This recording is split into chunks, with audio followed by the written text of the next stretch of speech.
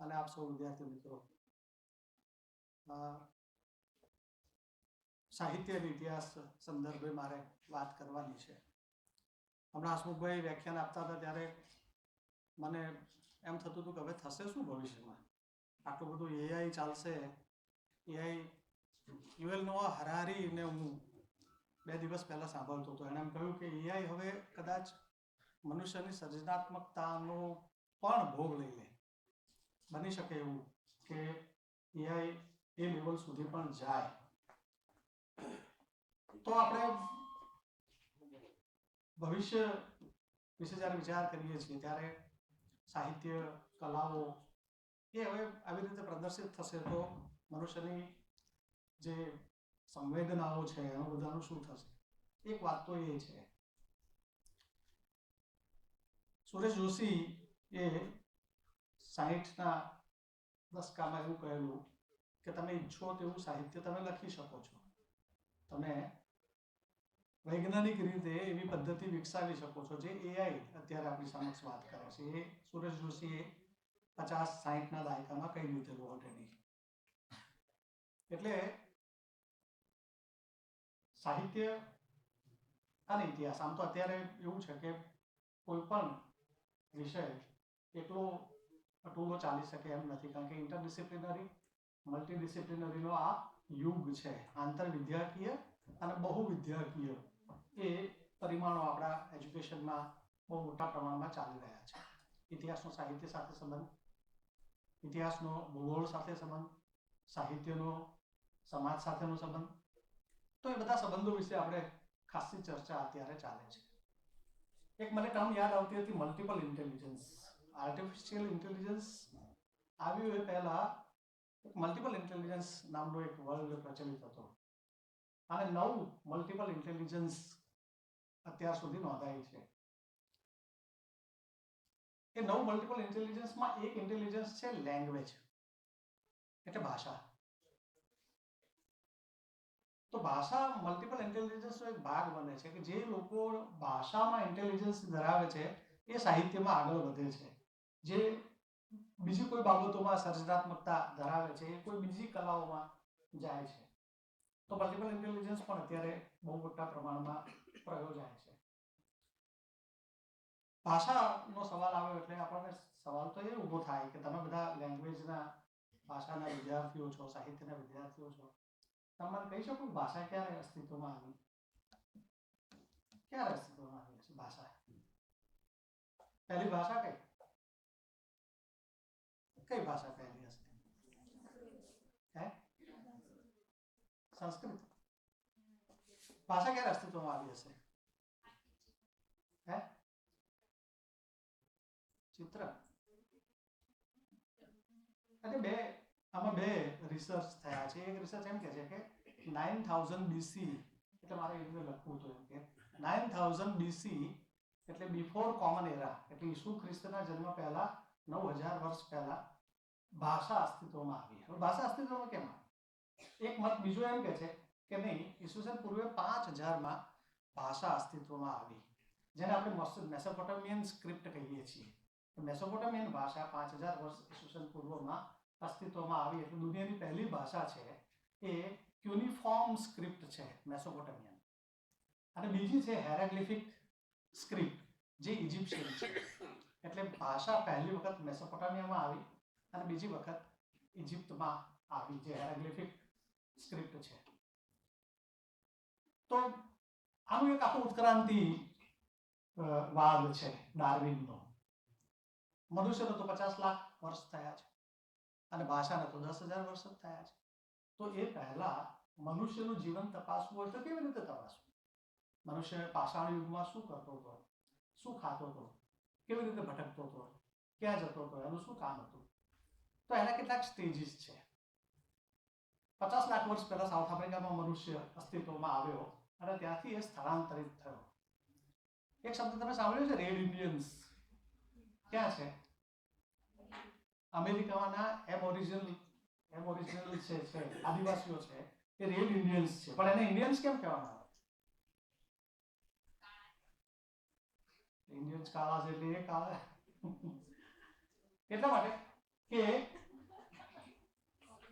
35 લાખ વર્ષ પૂર્વે એ સાઉથ આફ્રિકાથી નીકળ્યા. મેસોપોટામ એ જેને આપણે મેડિટેરેનિયન સી કહીએ છીએ. મેડિટેરેનિયન સી એટલે ભૂમધ્ય સાગર. એ ભૂમધ્ય સાગરના રસ્તે ભારતમાં આવ્યા. ભારતના રસ્તેથી એ રશિયા ગયા અને રશિયાથી કનાડા ગયા અને કેનેડાથી પછી એ અમેરિકામાં ગયા. એટલે લગભગ કેટલી સદીઓ પૂર્વે એ અમેરિકામાં ગયા. એટલે એ રેડ ઇન્ડિયન્સ કહેવાયા. તમે વિચાર કરો કે આખું મનુષ્યનું આખું જે જીવન છે, જે 50 લાખ વર્ષનું મોટા ભાગનું જીવન, એ સ્થળાંતરિત જીવન છે. અને એ સ્થળાંતરિત જીવન એના કલ્ચર સાથે જોડાયેલું છે. તો મારો કહેવાનો પહેલો અર્થ એ છે કે ભાષા નહોતી ત્યારે પણ મનુષ્યનું જીવન તપાસવું હોય, કલ્ચર તપાસવું હોય, તો ત્યાં તમને ઇતિહાસ મદદ કરે છે. તો ઇતિહાસ કેવી રીતે મદદ કરે? જ્યારે ભાષા પણ નહોતી તો ઇતિહાસ કેવી રીતે મદદ કરે છે? તો એનો અર્થ એ છે કે ઇતિહાસ અને ભાષા એ બંને અલગ અલગ શાસ્ત્રો છે. કાર્લ પોપર અને મિશેલ ફુકો નામના બહુ મોટા બે ફિલોસોફર્સ થઈ ગયા, જેમણે એમ કહ્યું કે સાહિત્ય પણ વિચારોનું છે અને ઇતિહાસ પણ વિચારોનો છે. સાહિત્ય પણ વિચારોનું છે અને ઇતિહાસ પણ વિચારોનો જ છે. ઇતિહાસ બીજું કશું જ નથી, ભાષા છે. તો આનો અર્થ એ થયો કે તો પછી ઇતિહાસ શું છે? તો કાર્લ પોપર અને મિશેલ ફુકો આ બંનેને ચેલેન્જ કરી કેટલાક લોકોએ કે એવું નથી. નવી ટર્મ પ્રમાણે આપણે એમ કહીએ છીએ કે સાહિત્ય એ વે ઓફ લાઈફ છે. સાહિત્ય સમાજ જીવનનું દર્પણ છે. તો મેં થોડા દિવસો પહેલા વાગેશ શુક્લ નામના એક બહુ જ મોટા સાહિત્યકાર છે, હિન્દીના બહુ મોટા ગજાના સાહિત્યકાર છે. એમણે એમ કહ્યું કે સાહિત્ય જેટલું સમાજથી દૂર રહેશે એટલું એ સાહિત્ય રહેશે. તો એનો અર્થ એ છે કે આપણે કહીએ છીએ સાહિત્ય સમાજનું દર્પણ છે, તો એવું પણ નથી. તમે અરવિંદ વાંચો તો તમને સાહિત્ય સમાજનું દર્પણ ના પણ લાગે. Something more than that. એ કંઈક વધારે છે. તો સાહિત્ય, હવે આમ જુઓ તો સાહિત્ય એક કલા છે. સાહિત્ય એક કલા છે.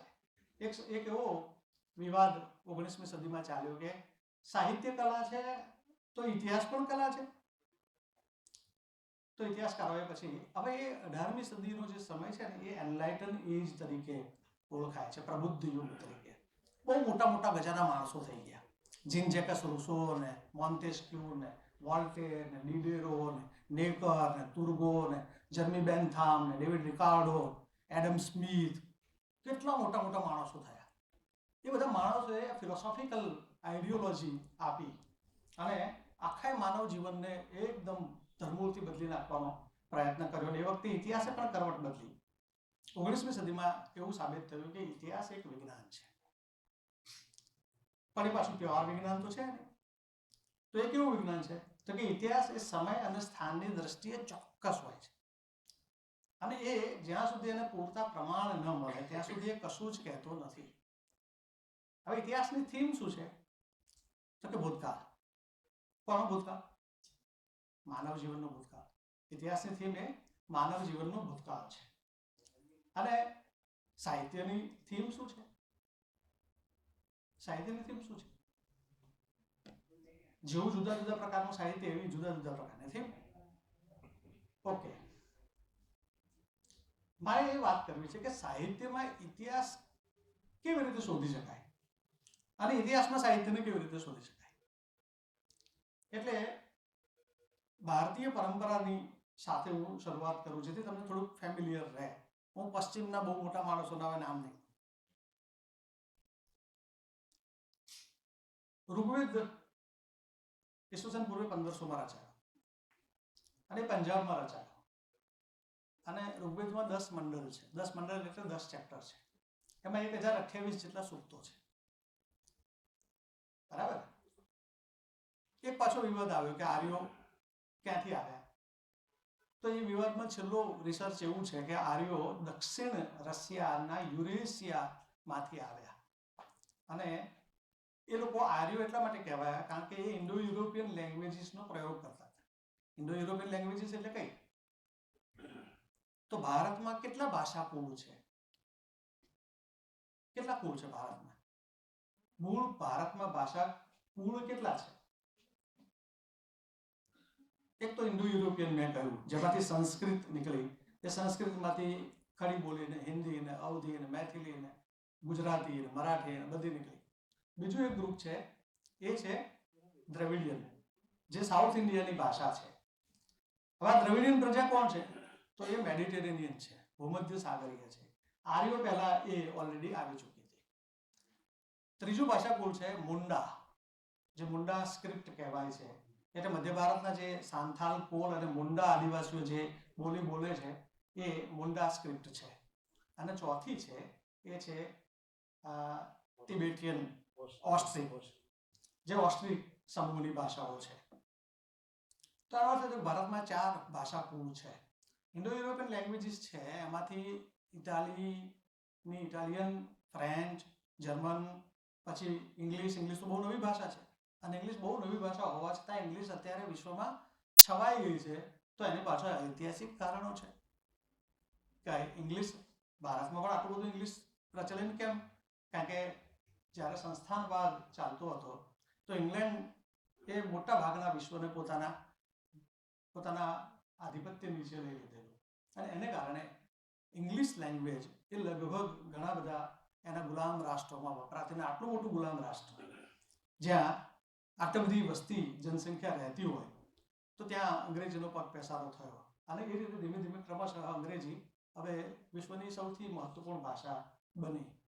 પણ અંગ્રેજીના જે ફોર્મ છે, અંગ્રેજીના જે લેખકોએ જે પ્રયોગો કર્યા છે, એ અત્યારના કેટલાક આપણા જે વિચારો છે એને સમજવા પણ બહુ જ મહત્વપૂર્ણ છે. એક તુલના એવી થાય છે કે કાલિદાસ એ ભારતના શેક્સપિયર છે. તો કઈ રીતે કાલિદાસ ભારતના શેક્સપિયર છે? કેવી રીતે કાલિદાસ ભારતના શેક્સપિયર કેવી રીતે? તો શેક્સપિયરને ઇંગ્લેન્ડના કાલિદાસ ના કહેવાય? કહેવાય કે ના કહેવાય? કે ના કહેવાય? કેવી રીતે કહેવાય?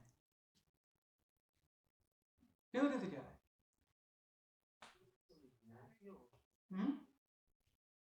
કેવી રીતે કહેવાય? ऐसा कोई કે હું જ કહું? માઇથોલોજી તો ભણો છો તો શેક્સપિયરે ગ્રીક માઇથોલોજી લીધી, કાલિદાસે શેક્સપિયરે કેટલાક નવા પ્રયોગો પણ કર્યા. અને શેક્સપિયરે જે પ્રયોગો કર્યા એ એની અંદર એક પ્રયોગ, દાખલા તરીકે મેકબેથનો તમે શેક્સપિયર મેકબેથ તમે વાંચો તો એમાં સાયકો એનાલિટિકલ એપ્રોચ તમને દેખાય. જે અત્યારે સાહિત્ય અને ઇતિહાસમાં બંનેમાં સાયકો એનાલિટિકલ એપ્રોચ ચાલે છે. આ ઇતિહાસ અને સાહિત્ય બંનેનો સંબંધ હું સાથે સાથે દર્શાવતો જ છું. સાહિત્યમાં અત્યારે કચડાયેલા વર્ગોનું ખાસું સાહિત્ય રચાય છે. તો ઇતિહાસ પણ અત્યારે કચડાયેલા વર્ગોની વાત કરે છે કે આ દલિતો, આદિવાસીઓ, સ્ત્રીઓ, આ બધાનું એક સમય કશું જ નહોતું. સાહિત્ય પણ નહોતું અને ઇતિહાસ પણ નહોતો. જેને આપણે હાસ્યમાં ધકેલાયેલા લોકો કહેતા. History of historylessness, literature of literaturelessness. તો જેનું સાહિત્ય નહોતું એ એવું સાહિત્ય, ખાસ કરીને ફેમિનિઝમ આપણે એના ઉપર વાત કરી. તો એ દ્રષ્ટિકોણથી ઇતિહાસ અને સાહિત્ય વચ્ચે બંને એકબીજાના પૂરક છે. 2 મહાકાવ્યો ઉપર હું થોડીક વાત હવે લઈ જઈ રહ્યો છું, જેથી તમને થોડીક ખબર પડે કે ઇતિહાસ અને સાહિત્યનો સંબંધ કેવો છે. પહેલું મહાકાવ્ય છે ભારતનું, એ છે મહાભારત. મહાભારતનો સમય એક તો ઇતિહાસ નક્કી કરી આપે છે. નંબર 1, ઈસવીસન પૂર્વે 900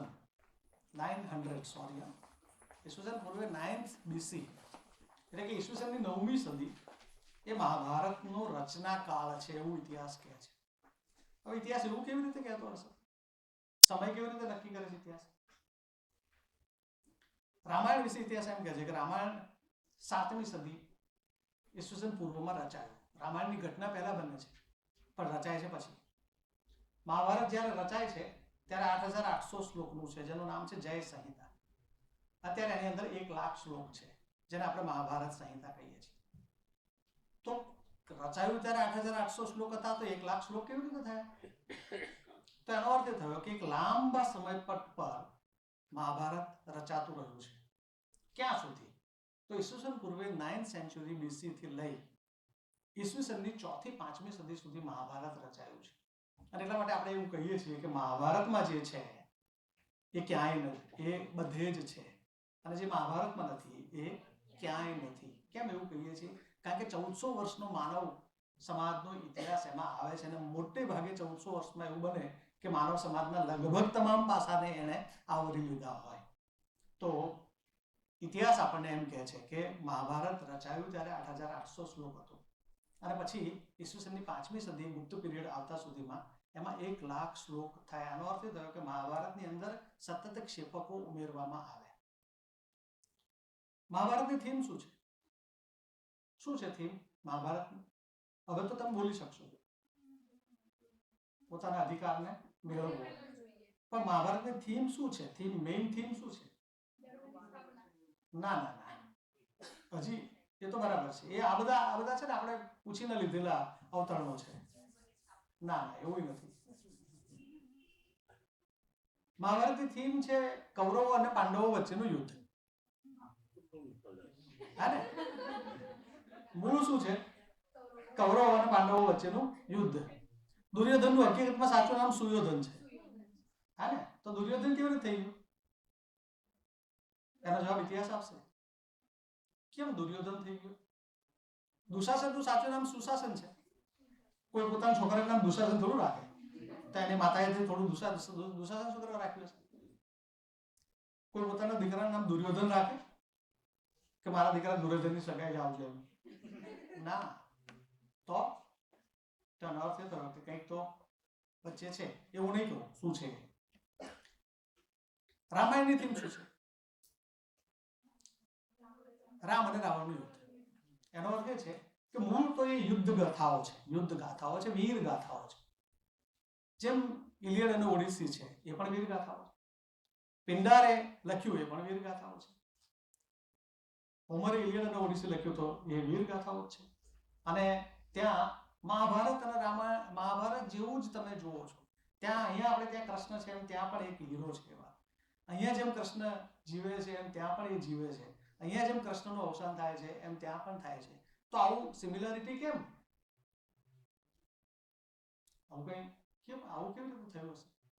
તો એક લેખકે એમ કહ્યું કે ભારતે ગ્રીક માઇથોલોજીમાંથી આ બધું ચોરી લીધું છે. કેટલું સાચું કેટલું ખોટું આપણને ખબર નથી, પણ એવું તો છે, એવું લખ્યું છે. શું થયું કે વોર થયું. ઇતિહાસ એની પાછળ જાય છે. ઇતિહાસ વોરના કારણ આપે છે કે મહાભારતનું યુદ્ધ કેમ થયું. પહેલા તો મેં ભાષાની વાત કરી કે ભાષા 9000 BC માં લગભગ શોધાઈ. બીજો એપ્રોચ એવું કહે છે કે 5000 BC માં લગભગ શોધાઈ અથવા તો ઉપયોગમાં આવી. કેમ એ 9000 BC માં ઉપયોગમાં આવી?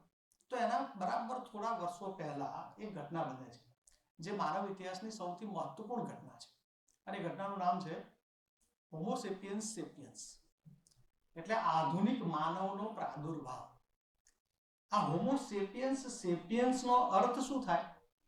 આના પહેલા જે માનવ હતો એ હતો હોમો સેપિયન્સ.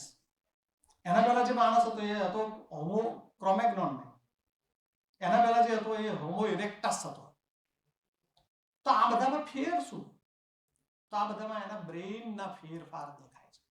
ઈસવીસન પૂર્વે 10,000 માં, એટલે 10,000 ઈસવીસન પૂર્વમાં હોમો સેપિયન્સ સેપિયન્સ નો જન્મ થયો. એનો અર્થ થાય હોમો સેપિયન્સ સેપિયન્સ એટલે વિચાર કરતો માનવી, વિચારવંત માનવી, જે વિચારે છે. તો ત્યાં સુધી માનવી કેવો હતો? પ્રાણી સમાન લગભગ. જેમ પ્રાણીનું કામ પેટ ભરવું હોય છે, માણસનું કામ પણ ભટકવું અને એકત્રિત કરવું, ખોરાક એકત્રિત કરવો, એવું એક કામ હતું. એનું કલ્ચર એટલે એને હન્ટિંગ એન્ડ ગેધરિંગ કલ્ચર કહીએ છીએ. શિકાર કરવો અને ભેગું કરવું. તમને લોકોને ફાવે છે ને? મજા આવે કે નહીં? હા ને?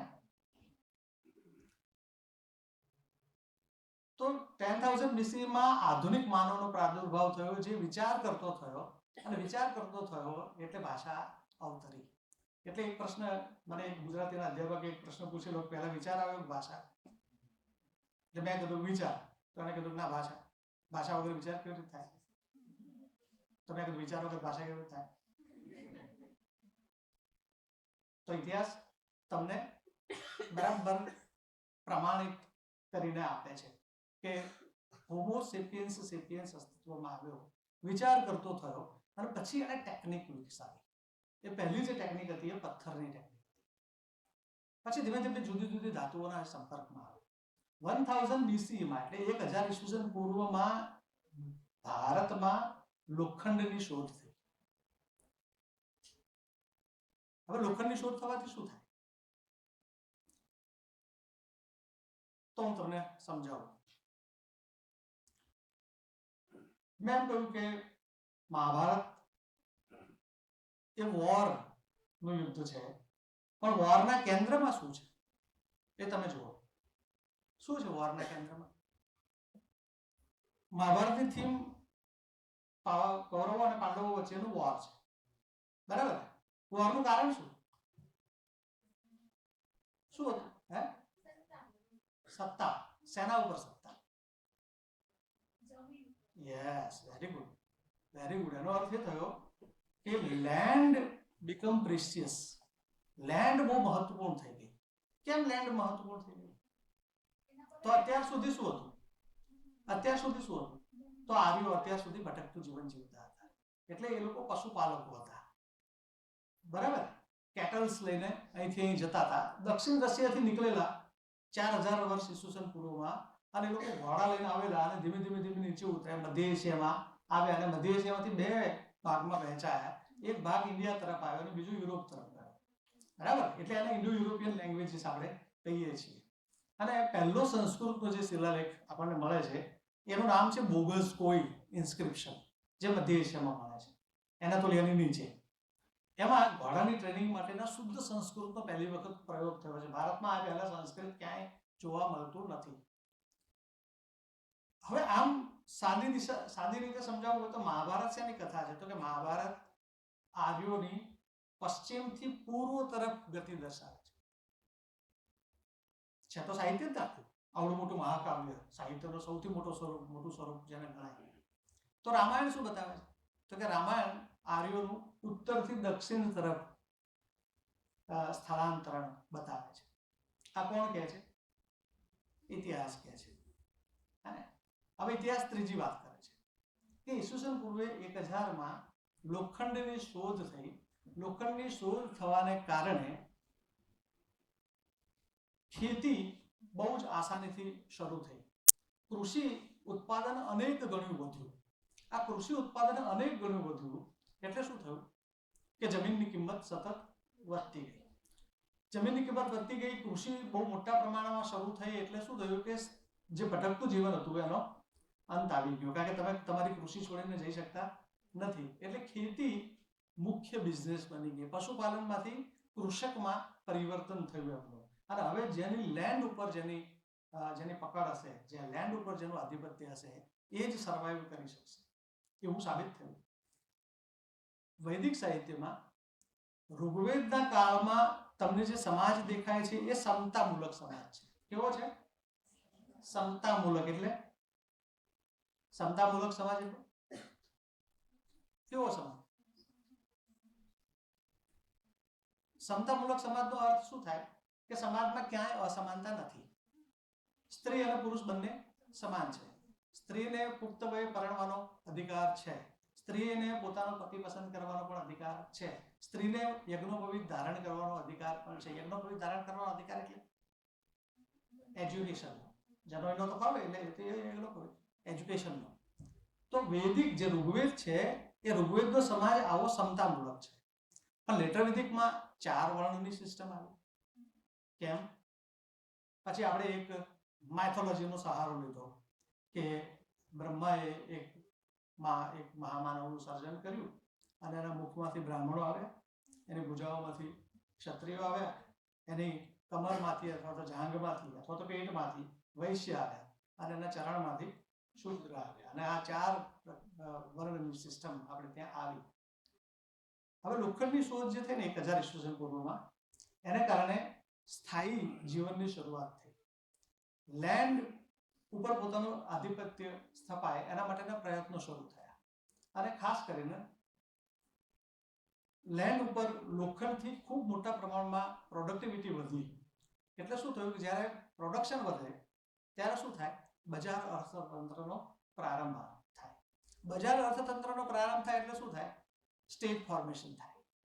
સ્ટેટ ફોર્મેશન થાય એટલે શું થાય?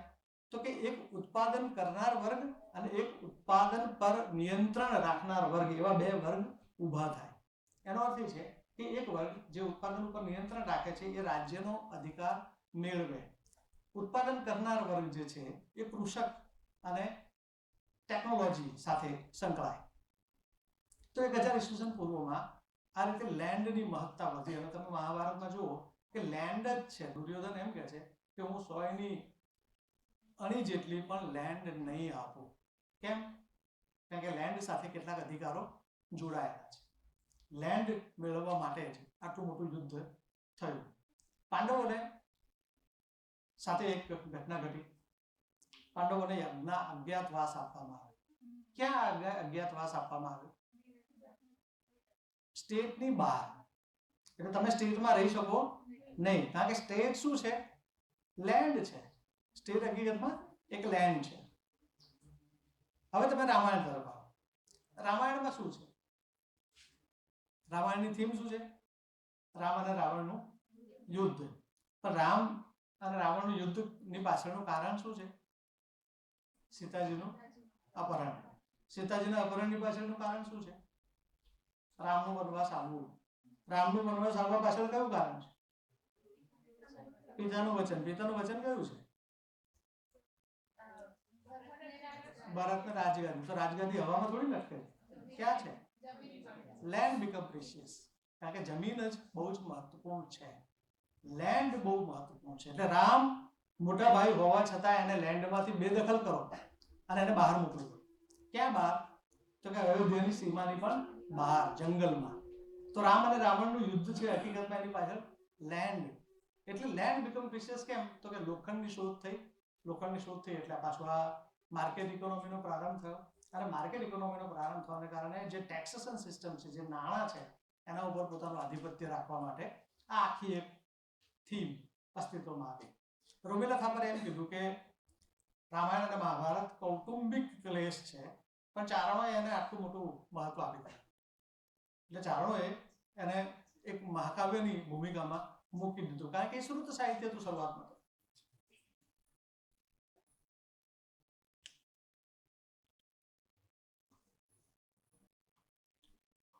ઓકે.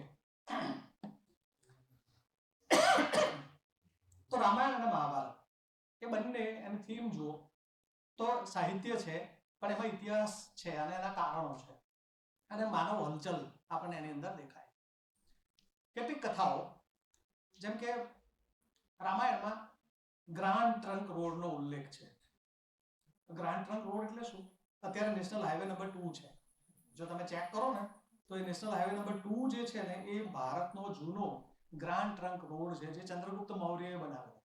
તો ચંદ્રગુપ્ત મૌર્યએ બનાવેલો રોડ રામાયણમાં કેમ છે? તો એનો અર્થ એ થયો કે રામાયણ જ્યારે રચાયું ત્યારે એ પણ બહુ ઓછા શ્લોકોનું હતું, લગભગ 1200, અને અત્યારે એમાં 36,000 શ્લોક છે, 48,000 શ્લોક છે.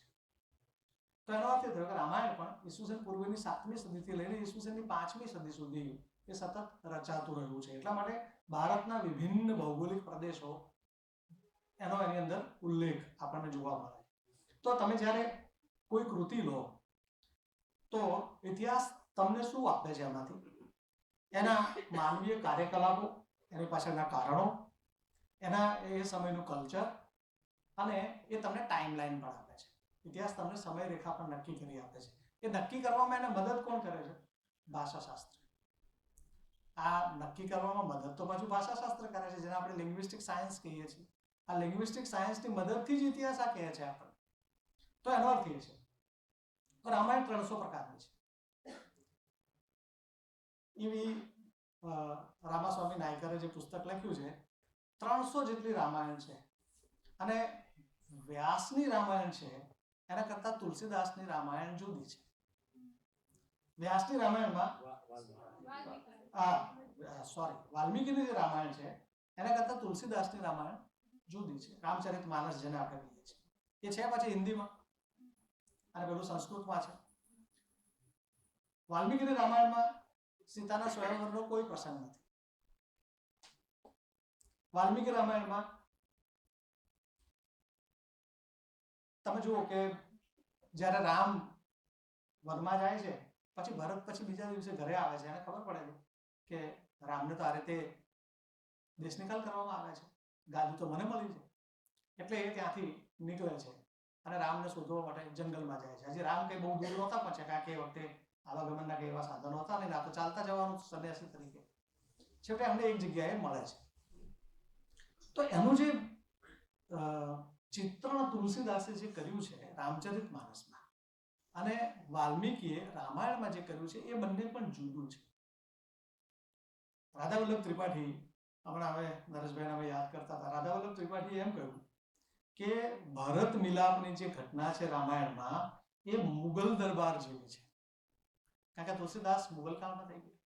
તો સાહિત્યકાર હંમેશા પોતાના પરિવેશને છોડી શકતો નથી. જેમ ઇતિહાસકાર પરલક્ષીપણું સાવ પૂરેપૂરું સાચવી શકતો નથી એમ સાહિત્યકાર પણ પોતાના પરિવેશને છોડી શકતો નથી. તુલસીદાસે કહ્યું કે તુલસીદાસે એક બહુ ફેમસ કોટ કર્યું છે ને જેનો બહુ ભયંકર વિરોધ થયો, ઢોર શૂદ્ર પશુ ઓર નારી ચારો તાળન કે અધિકારી. તો એનો અર્થ એ થયો કે એ સમયની સમાજની સ્ત્રીઓની સ્થિતિ પશુઓ જેવી હશે, એવી બદતર હશે, એવો અર્થ નીકળી શકે. તો ઇતિહાસકારોએ કહ્યું કે એ વખતે સતી પ્રથા, બાળકીને દૂધપીતી કરવાની ચાલ, એવી બધી ઘણી બધી કુપ્રથાઓ હતી. તો સ્ત્રી પ્રતાડિત હતી. સ્ત્રીઓની હવે વૈદિક કાળની સ્ત્રી તમે જુઓ અને લેટરવાદી વૈદિક કાળની સ્ત્રી તમે જુઓ તો એ બંનેમાં ખાસો ફરક છે. કારણ કે એનો અર્થ એ છે કે હવે જમીનનું મહત્વ વધે છે અને એટલે પુત્ર એષણા. તમે જુઓ કે 100 કૌરવો ભાઈઓ છે, બેનની કોઈને ખબર નથી. બેનની ક્યાં ખબર છે ને? એક બેન છે પણ 100 ભાઈઓ તો 100 છે. તો પુત્ર કામના અને પહેલા ધૃતરાષ્ટ્ર ત્યાં પહેલા પુત્ર જન્મે એવી પણ કામના કરવામાં આવે છે કે જેથી કરીને પાંડુના ત્યાં પછી પુત્ર જન્મે તો ધૃતરાષ્ટ્રનો દીકરો ભવિષ્યમાં રાજા બને, પણ તો થઈ શકતું નથી. તો એનો અર્થ એ છે કે આ હવે દ્રૌપદીનો જે સ્વયંવર છે એની પણ કથા કંઈક જુદા પ્રકારની છે. દ્રૌપદી સ્વયંવરમાં જીતાય છે અને પછી એને લઈ અને એ લોકો એની માતા કુંતા પાસે જાય છે. પછી કહે છે કે અમે કોઈ ચીજ વસ્તુ લઈને આવ્યા છીએ. આ ચીજ વસ્તુ છે, તમે એક વસ્તુ લઈને આવ્યા છીએ. તો માતાએ અંદરથી જ કીધું કે તમે લોકો સરખા ભાગે વહેંચી લો. તો આ લાડવો હતો સરખા ભાગે વહેંચી લો. તો શું થયું? હવે સરખા ભાગે વહેંચી લો તો શું કુંતા એવા ગાંડા હતા કે બહાર નીકળીને જોયું નહીં હોય કે આ તો સ્ત્રી છે અને અર્જુન એને જીતીને લઈને આવ્યો છે તો અર્જુનનો એના પર અધિકાર છે? તો કેમ એવું નથી?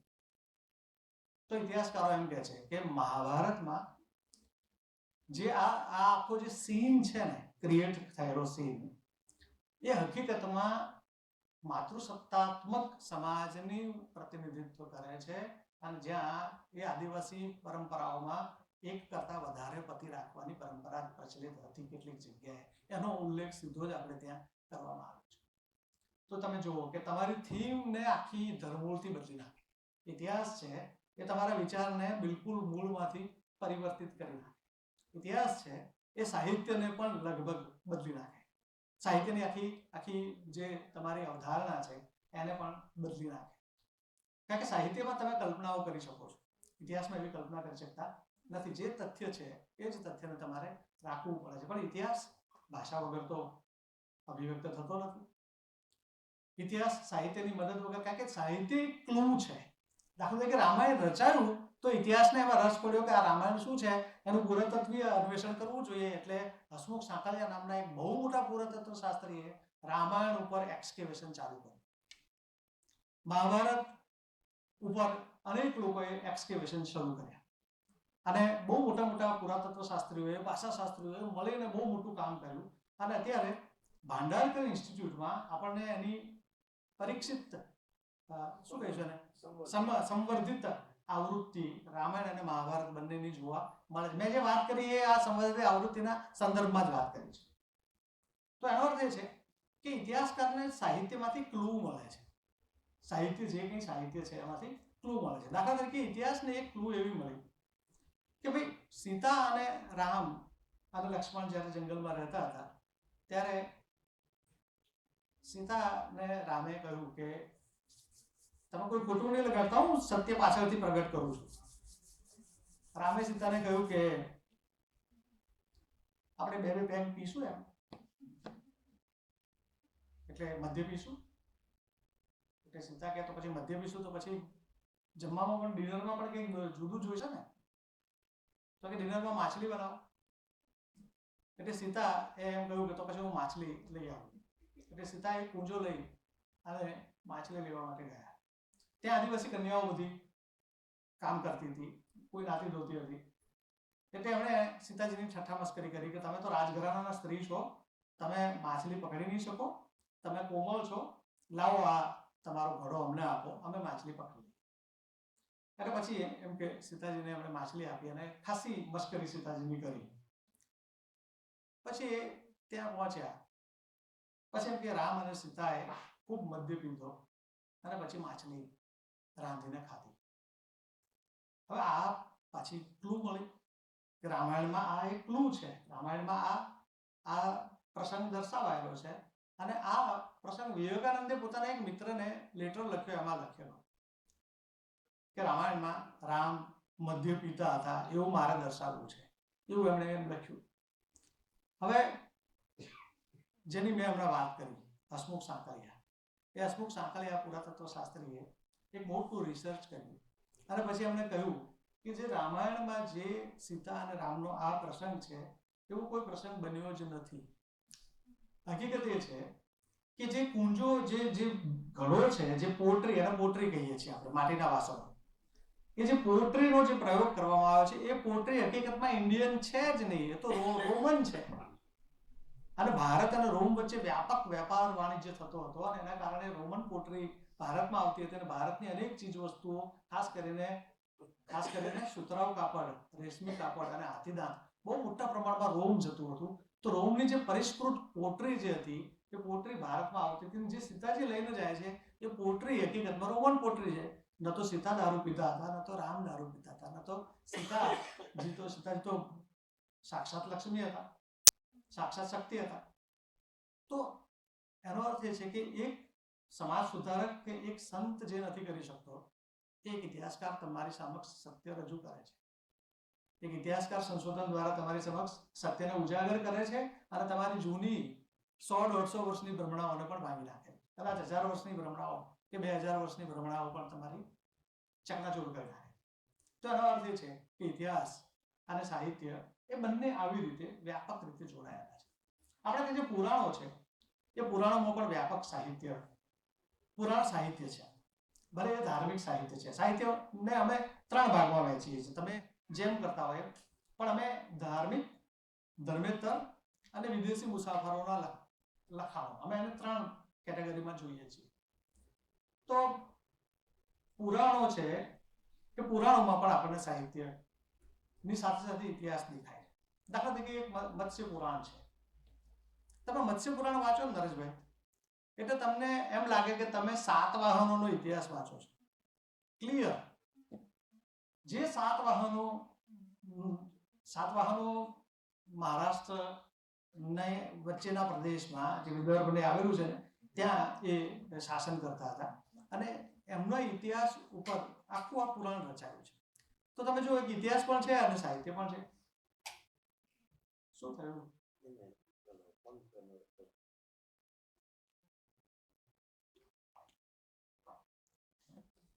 તો પુરાણમાં પણ આપણને આ રીતે ઇતિહાસ મળે છે. વેલ, ઉપનિષદોમાં એક આખી જુદી જ પ્રથા જોવા મળે છે. ઉપનિષદ તમે જુઓ તો એ આત્મા અને પરમાત્મા વિશે વાત કરે છે. તો એનો અર્થ એ થયો કે આવી વાત કેમ થઈ, આ પ્રકારનું સાહિત્ય કેમ આવ્યું? તો ઇતિહાસે કહ્યું કે ભાઈ લોખંડની શોધ થઈ એના કારણે ભૌતિકવાદ બહુ જ મોટા પ્રમાણમાં ફૂલ્યો ફાલ્યો અને એ ભૌતિકવાદમાંથી એક આખી નવી પરંપરા પણ એની વિરુદ્ધમાં અસ્તિત્વમાં આવી, જેને આપણે સંન્યાસ્ત પરંપરા કહીએ છીએ. અને આ સંન્યાસ્ત પરંપરામાંથી ઉપનિષદ આવ્યા અને એણે કીધું કે આત્મા અને પરમાત્મા, કારણ કે એ વખતે યજ્ઞોનું પ્રચલન ખૂબ વધેલું, યજ્ઞમાં બલિ ખૂબ મોટા પ્રમાણમાં આપવામાં આવતી હતી, એની વિરુદ્ધમાં આ ઉપનિષદો રચાયા. તમે જો ઉપનિષદમાં ક્યાંય બહુદેવવાદ નથી, મૂર્તિ પૂજા પણ નથી અને ઈશ્વર અને તમારી વચ્ચે કોઈ નથી, એટલે પુરોહિત પણ નથી. બુદ્ધ પણ એ જ વાત કરે છે. પણ બુદ્ધની વાત કેમ સ્વીકારે છે? કારણ કે બુદ્ધ પાલી ભાષામાં વાત કરે છે, બુદ્ધ પ્રાકૃતમાં વાત કરે છે. મહાવીર સ્વામીની ભાષા એ પણ અર્ધમાગધી છે. તો લોકોની ભાષામાં બુદ્ધ અને મહાવીરે બહુ મોટા પ્રમાણમાં પોતાનું સાહિત્ય આપ્યું. એના કારણે એ સમયની સ્થિતિ જાણવાનું આ એક મોટું માધ્યમ છે. જ્યારે ઉપનિષદ એ માત્ર જ્ઞાન સાથે સંકળાયેલા ગ્રંથો રહ્યા. 118 જેટલા ઉપનિષદો, અત્યારે તો 137 જેટલા મળી ચૂક્યા છે. એ ઉપનિષદોનું પહેલી વખત દારા સિકોએ ફારસીમાં ટ્રાન્સલેશન કરાવ્યું, 117 ઉપનિષદો, અને એનું નામ આપ્યું સિર-એ-અકબર. સિર-એ-અકબર. એક બીજું એક નામ પણ મળે છે એની સાથે, એ છે મજમાઉલ બહેરીન. મજમાઉલ બહેરીનનો અર્થ થાય છે બે સમુદ્રનું સંગમ. એટલે હિન્દુ પરંપરા અને ઇસ્લામિક પરંપરા બંનેનું સમન્વય એ આપણને અહીંયા મળે છે. દારા સિકોએ 117 જેટલા ઉપનિષદોનો અનુવાદ કર્યો ફારસીમાં. ફારસીમાંથી એનું અંગ્રેજીમાં ટ્રાન્સલેશન થયું, અને અંગ્રેજીમાં ટ્રાન્સલેશન થયું એટલે આપણા ઉપનિષદો છે કે યુરોપ સુધી પહોંચ્યા. તો આપણા ઉપનિષદોને યુરોપ સુધી પહોંચાડવાનું શ્રેય એ તો દારા સિકોને પાડે જાય. તો તમે જુઓ કે ટ્રાન્સલેશનની હિસ્ટ્રીની આખી વાત કરીએ આપણે, તો આપણી જે જ્ઞાન પરંપરા છે, આપણે અત્યારે આઈકેએસની વાત કરીએ છીએ, તો આપણી જ્ઞાન પરંપરા કઈ રીતે બહાર ગઈ છે એના વિશે પણ આવી ચર્ચાઓ થઈ શકે છે. હવે તો ઉપનિષદ, પુરાણો, પછી તો સ્મૃતિઓ આવી. મનુસ્મૃતિ, યાજ્ઞવલ્ક્ય સ્મૃતિ, નારદ સ્મૃતિ, વાત્સ્યાયનનું કામસૂત્ર, કામાંદરનું નીતિસાર, આ બધા જે સાહિત્ય સ્વરૂપો છે, પણ એ તો સ્મૃતિ ગ્રંથો છે. હકીકતમાં એ હિન્દુ કાયદા પદ્ધતિ સાથે સંકળાયેલા ગ્રંથો છે. મનુસ્મૃતિ છે એ હિન્દુ કોડ બિલ સાથે સંકળાયેલ છે. દાખલા તરીકે યાજ્ઞવલ્ક્ય સ્મૃતિમાં તમે જુઓ તો માત્ર એક સ્મૃતિ એવી છે કે જેણે સ્ત્રીઓને પોતાના પતિના મિલકતમાં અધિકાર આપ્યો. હવે યાજ્ઞવલ્ક્ય સ્મૃતિ છે એને જ આ કરેલું, બીજી કોઈ સ્મૃતિએ પતિની મિલકતમાં પત્નીને અધિકાર આપ્યો નહોતો. આ બધી સ્મૃતિઓમાંથી બે વિશિષ્ટ પ્રથા અસ્તિત્વમાં આવી. એક વિજ્ઞાનેશ્વરે આપેલી મિતાક્ષરા સિસ્ટમ આવી, અને એક જીમુત વાહને આપેલી દાયભાગ સિસ્ટમ આવી. અને જીમુત વાહને દાયભાગ નામની સિસ્ટમ આપી, અને વિજ્ઞાનેશ્વરે કઈ આપી? મિતાક્ષરા. મિતાક્ષરા યાજ્ઞવલ્ક્ય સ્મૃતિ ઉપરથી ઉતરી આવેલી, એટલે એમ કહે છે કે પતિના મૃત્યુ પછી પત્નીને પતિની મિલકતમાં પૂરેપૂરો અધિકાર નથી. મિતાક્ષરા ના પાડે છે. દાયભાગ એમ કહે છે કે પતિની મિલકતમાં પત્નીને પૂરેપૂરો અધિકાર છે. હવે મિતાક્ષરા પદ્ધતિ છે ને મોટે ભાગે ભારતના બંગાળ સિવાયના બધા પ્રાંતોમાં પ્રચલિત થઈ, જ્યાં સ્ત્રીને કોઈ અધિકાર મળ્યો નહીં. બંગાળમાં દાયભાગ સિસ્ટમ અસ્તિત્વમાં આવી. દાયભાગ સિસ્ટમ અસ્તિત્વમાં આવી એટલે બંગાળમાં સ્ત્રીઓને મિલકતના અધિકારથી વંચિત કરવા માટે સતી પ્રથા આવી. હવે તમે ઇતિહાસ તમને એ કહે છે કે સતી પ્રથા એ કોઈ ધાર્મિક બાબત નથી, એ આર્થિક બાબત છે.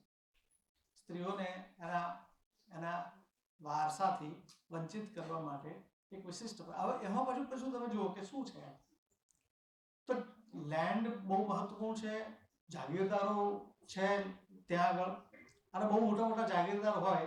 દાખલા તરીકે કોઈ 40-45 વર્ષનો જાગીરદાર હોય, એને 5-6 પત્નીઓ હોય, એટલે બહુપત્ની તો પ્રથા પણ હતી દેખાદેખીને કારણે. એમાં એની સૌથી નાની પત્ની હોય ને એ માત્ર 10 જ વર્ષની હોય, અને જાગીરદાર 50 વર્ષનો 45 વર્ષનો હોય. માની લો કે જાગીરદાર જ્યારે 55 વર્ષનો થાય ત્યારે એ છોકરીની ઉંમર કેટલી થાય? 20 વર્ષ. 55 વર્ષની ઉંમરે માની લો જાગીરદાર મૃત્યુ પામે તો સતી કોને બનવાનું? જે એની પહેલી પત્ની હોય એને બનવું જોઈએ ને, કારણ કે લાંબા સમયથી સાથે રહે છે એટલે એમની વચ્ચે ગાઢ મિત્રતા હોય. તો કે નહીં, સૌથી નાની છે એને સતી બનાવવાની. કેમ? તો કે એ લાંબા સમય સુધી એ વારસાને પકડી રાખશે. અને એટલા માટે હવે તમે જુઓ કે સતી પ્રથા સાહિત્યમાં પણ બહુ મોટા પ્રમાણમાં આવે છે, પણ એને ઇતિહાસ કયા એંગલથી સમજાવે છે, ઇતિહાસ કઈ રીતે એને લે છે. બાળકીને દૂધ પીતી કરવાની ચાલ ઉપર ખાસું બધું લખાયું છે, પણ એ કેમ પાટીદારોમાં, ગુજરાતના પાટીદારોમાં અને રાજસ્થાનના રાજપૂતોમાં પ્રચલિત હતી? તો ઇતિહાસ એમ કહે છે કે એ સમયે દહેજનું એક બહુ મોટું દૂષણ આ બંને સમાજમાં હતું અને દહેજ ના આપવું પડે એટલા માટે બાળકીને મારી નાખતા. તો તમે જુઓ કે સાહિત્યમાં જે રીતે વાત આખી રજૂ થાય છે, ઇતિહાસ એને જુદા પરિમાણથી જોવાનો પ્રયત્ન કરે છે. પણ સ્વતંત્રતા સંગ્રામ તમે જુઓ કે અંગ્રેજો ની જીત પછી જે પ્રકારનું સાહિત્ય રચાયું, એ સાહિત્યમાં ઇતિહાસ બહુ વ્યાપકપણે આપણને દેખાય છે. મોટેભાગે ઇતિહાસ આત્મકથા અને જીવન ચરિત્રોમાંથી આપણને બહુ મોટા પ્રમાણમાં મળે છે. દાખલા તરીકે મહાત્મા ગાંધી વિશે તમારે જાણવું હોય તો શેમાંથી જાણો? મહાદેવ દેસાઈની ડાયરી જે છે એમાં તમને મેક્સિમમ તમને મહાત્મા ગાંધી વિશે મળે, બરાબર? ગાંધીજીનો અક્ષરદેહ છે એમાંથી પણ તમને ગાંધીજી વિશે ખાસું મળે. પણ બંકિમચંદ્રનું આનંદ મઠ તમે જુઓ તો આનંદ મઠનું જે થીમ છે એ મૂળ તો ઐતિહાસિક થીમ છે. એ ઐતિહાસિક થીમના કેન્દ્રમાં છે એક સંન્યાસી વિદ્રોહ, જેને ઇન્ડિગો રિવોલ્યુશન અમે કહીએ છીએ. એ સંન્યાસી વિદ્રોહમાંથી આનંદ મઠ અસ્તિત્વમાં આવ્યો અને આનંદ મઠે પાછી ઇતિહાસની ધારા બદલી નાખી, એક્સ્ટ્રીમિસ્ટ આપ્યું. મહર્ષિ અરવિંદે 1902-03 ની આસપાસ એક લેખમાળા પ્રસિદ્ધ કરેલી, એનું નામ છે ન્યૂ લેમ્પ્સ ફોર ઓલ્ડ. એ ન્યૂ લેમ્પ્સ ફોર ઓલ્ડ વાંચીને ભારતમાં આત્યંતિક રાષ્ટ્રવાદનો જન્મ થયો. એટલે સાહિત્ય આત્યંતિક રાષ્ટ્રવાદ પણ જન્માવી શકે છે. આનંદ મઠ પણ આત્યંતિક સાહિત્ય, આત્યંતિક રાષ્ટ્રવાદ જન્માવી શકે. બંકિમચંદ્રએ કૃષ્ણનું જીવન લખ્યું નવી રીતે. એ તમે કૃષ્ણનું જીવન જે એમણે લખ્યું છે ને એ જુઓ તો ખબર પડે કે એણે કૃષ્ણને પેલા આપણે ત્યાં છે ને સૂરદાસના કૃષ્ણ કોઈ મોટા થતા જ નતા, એ નાના નાના જ રહે. બાળ કૃષ્ણની જ વાતો સૂરદાસ કરતા હોય. પણ અહીંયા બંકિમચંદ્રના કૃષ્ણ છે ને એ એકદમ મેચ્યોર છે. એ જાણે ઈસુ ખ્રિસ્તની સામે ઊભા હોય ને એવું એમણે બતાવ્યું છે કે ઈસુ ખ્રિસ્તને ટક્કર મારે એવા કૃષ્ણ બંકિમચંદ્રએ પોતે કૃષ્ણના જીવનની અંદર લીધું છે. કૃષ્ણનું જીવન ચરિત્ર એમણે લખ્યું. તો એમના કૃષ્ણ છે ને માખણચોર નથી. એમના કૃષ્ણ એવા નથી કે ગોપીઓ સાથે રાસ રમતા હોય. એના કૃષ્ણ એવા છે જે આખા જીવન એને બદલી નાખતા હોય, જે આખા ધર્મ અને સંસ્કૃતિને ધર્મૂળથી બદલી નાખતા હોય. યસ, કઈ એની પ્રોબ્લેમ? બરાબર સમજાય છે તમને મારી વાત? પહોંચે છે કરીને? તમે એના પછી થોડાક આગળ જાઓ તો તમને ભગતસિંહ દેખાય. ભગતસિંહ ઉપર સૌથી વધારે અસર જે સાહિત્યની પડી હતી એ હતું માર્ક્સવાદ, કાર્લ માર્ક્સ. કાર્લ માર્ક્સ અને રશિયન ક્રાંતિ. હવે રશિયન ક્રાંતિના મૂળમાં પાછા સાહિત્યકારો છે. રશિયન ક્રાંતિના મૂળમાં સાહિત્યકારો છે અને કાર્લ માર્ક્સનો વિચાર પણ છે. તમે નેપોલિયને એક વખત એવું કહેલું, ફ્રાન્સની ક્રાંતિ થઈ પછી નેપોલિયન સત્તા પર આવેલા. નેપોલિયને કહ્યું હતું કે નેપોલિયને એમણે કહ્યું કે આ ફ્રાન્સની ક્રાંતિ વિશે તમે શું કહો છો? તો એણે એક જ વાક્યમાં જવાબ આપ્યો કે જો રૂસો ન હોત તો ફ્રાન્સની ક્રાંતિ ન થઈ હોત. તો એનો અર્થ એ થયો કે રૂસો જ ન હોત તો ક્રાંતિ જ ન થઈ હોત. એનો અર્થ એ છે કે જો સાહિત્યકાર ન હોત તો કદાચ ક્રાંતિ થઈ જ ન હોત. એમ કાર્લ માર્ક્સનો વિચાર અને લેનીને જે ઇસ્ક્રા અને પ્રાવદા નામના જે પત્રો ચલાવેલા અને જે માર્ક્સવાદી લિટરેચર જે રીતે આવ્યું અધિકારો માટે, એ લિટરેચરથી પ્રોત્સાહિત થઈ અને લોકોએ ક્રાંતિ કરી નાખી રશિયામાં. અને રશિયામાં ક્રાંતિ કરી એ જનસામાન્યની ક્રાંતિ હતી અને એની સૌથી મોટી અસર ભારતમાં ભગતસિંહ ઉપર. એટલે ભગતસિંહ એક પુસ્તક લખેલું, હું નાસ્તિક છું, વાય આઈ એમ એથિયસ્ટ. મેં નાસ્તિક ક્यों હું? ભગતસિંહ એમ કહ્યું હતું કે ભારત સ્વતંત્ર થશે તો એને સમાજવાદી પરંપરા પ્રમાણે આગળ ચાલવું પડશે. તો આનો અર્થ એ થયો કે સાહિત્યએ એક આત્યંતિક રાષ્ટ્રવાદી અને એક ચિંતકને જન્મ આપ્યો. બીજી બાજુ તમે જો મહાત્મા ગાંધી ઉપર બધા જુદા જુદા સાહિત્યની કેટલી બધી અસરો મળે છે. જે ગાંધી ઇતિહાસ રચે છે, ગાંધી ઉપર ટોલ્સ્ટોયનું એક પુસ્તક હતું. કયું પુસ્તક હતું ટોલ્સ્ટોયનું? ટોલ્સ્ટોયનું કયું પુસ્તક હતું ગાંધી ઉપર અસર કરનાર? ગાંધી ઉપર અસર કોને ગાંધી ઉપર અસર કરેલી? ગાંધી ઉપર કોની અસર થયેલી?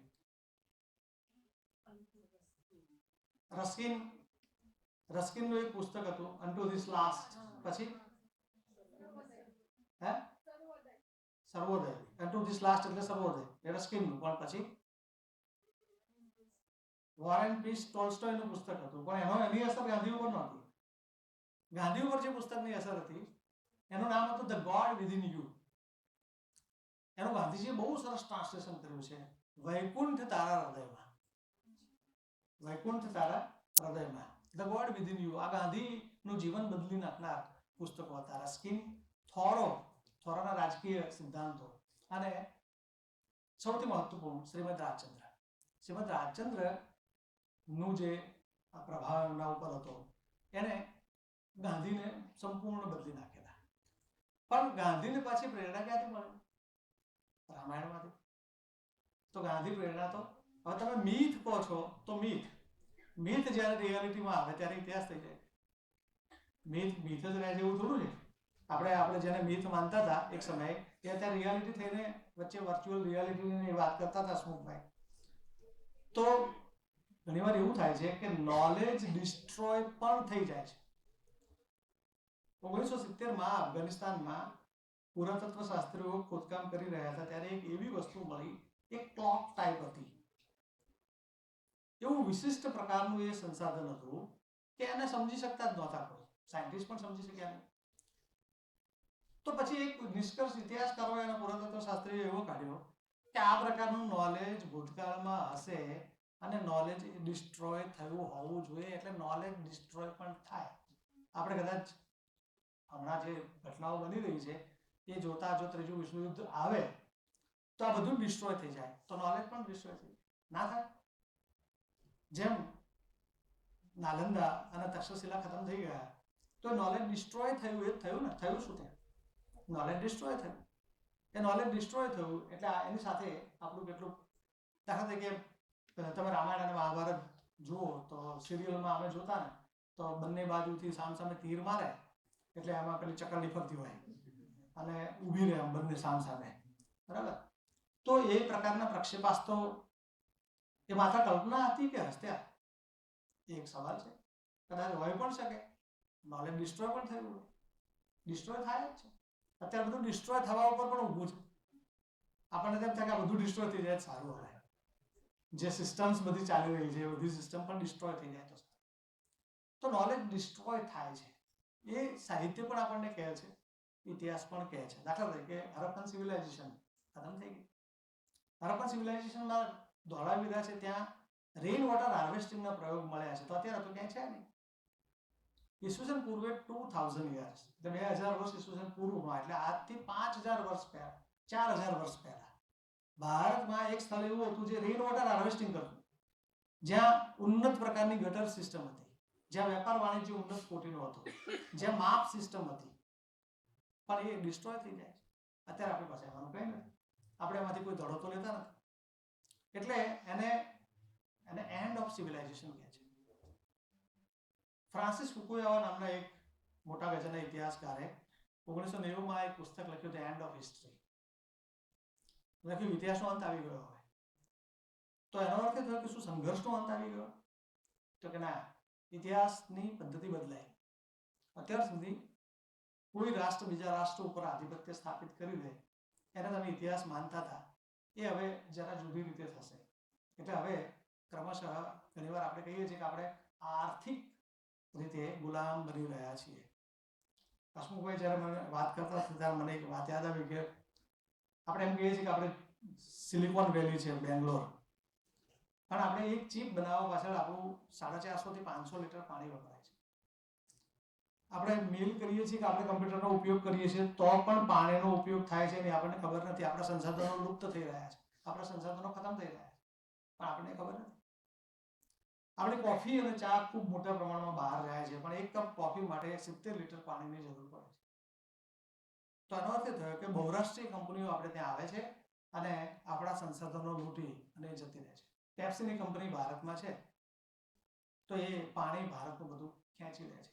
તો ફ્રાન્સિસ ફુકુયાવા એમ કહે છે કે ઇતિહાસ એ સંઘર્ષોનો ઇતિહાસ છે, પણ સંઘર્ષનું સ્વરૂપ હવે બદલાશે. તમને ખબર પણ નહીં પડે અને તમે ગુલામ થઈ જશો. અત્યારે એવું જ છે, આપણને ખબર પણ નથી પડતી અને આપણે મોબાઈલના અને એના બધાના ગુલામ થઈ ગયા છે. બિલ ગેટ્સ પોતાના છોકરાને મોબાઈલ લીધા વગર સ્કૂલે મોકલે છે અને આપણે મોબાઈલ વગર આવી શકતા નથી. તો તમે જુઓ તો ઇતિહાસ એવા લોકોનો લખાશે, આપણો કોઈ ઇતિહાસ નહીં લખે, કારણ કે આપણે ઇતિહાસમાંથી કોઈ બોધપાઠ લેતા નથી. તો હું વાત ભગતસિંહ સુધી તો પહોંચ્યો હતો, મહાત્મા ગાંધી સુધી પહોંચ્યો.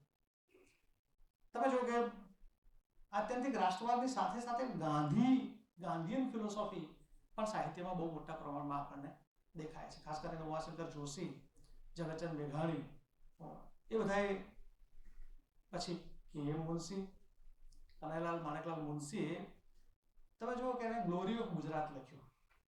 કેમ ગ્લોરી ઓફ ગુજરાત લખ્યું? એને શા માટે લખ્યું? દાખલા તરીકે વીર સાવરકરે 1907માં the first war of independence 1857 નામનું એક પુસ્તક લખ્યું. સવાલ એ છે કેમ લખ્યું?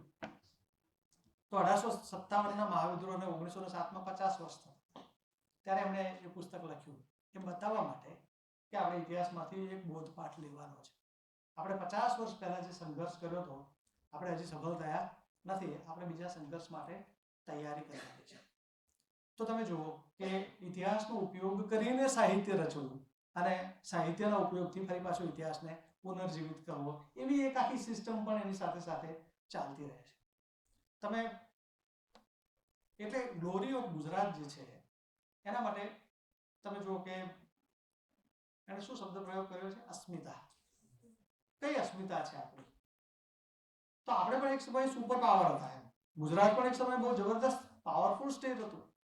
એ ગુજરાતની ગ્લોરી જે છે એને પાછી લાવવાની છે. એ જ વાત સમાજ સુધારકો 19મી સદીમાં કરે છે. રાજા રામમોહન રોય એ જ વાત કરે છે.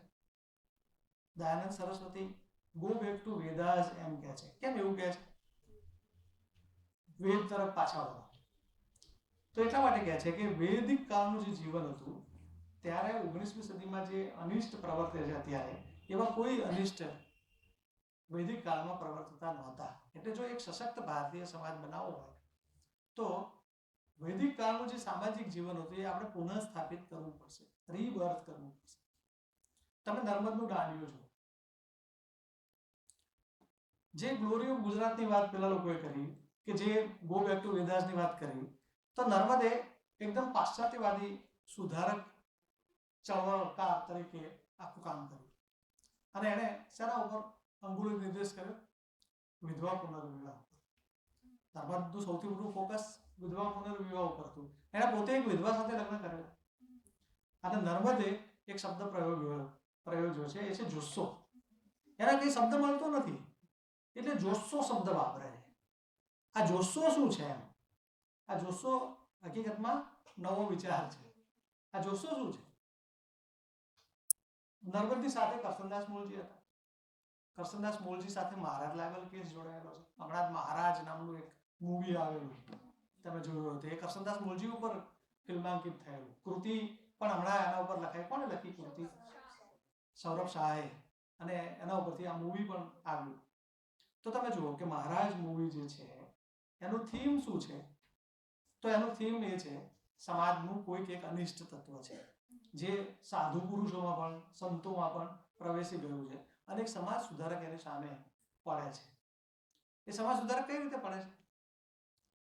સાહિત્ય દ્વારા. એ એમ કહે છે કે આપણે જે ધર્મને જાણીએ છીએ, ધર્મ આવું કશું કહેતો નથી, એ પ્રકારનું સાહિત્ય રચે છે. નર્મદ એને સાથ આપે છે અને એ બંને ભેગા મળી અને આ મહારાજને પાડી દે એ વખતે. તો તમે નર્મદ, કરસનદાસ મૂળજી, મહિપતરામ રૂપરામ નીલકંઠ એ પહેલા એવા ગુજરાતી હતા જે ફોરેન ગયેલા 1861 અને પછી એણે એક પુસ્તક લખ્યું ઇંગ્લેન્ડની મુસાફરીનું વર્ણન.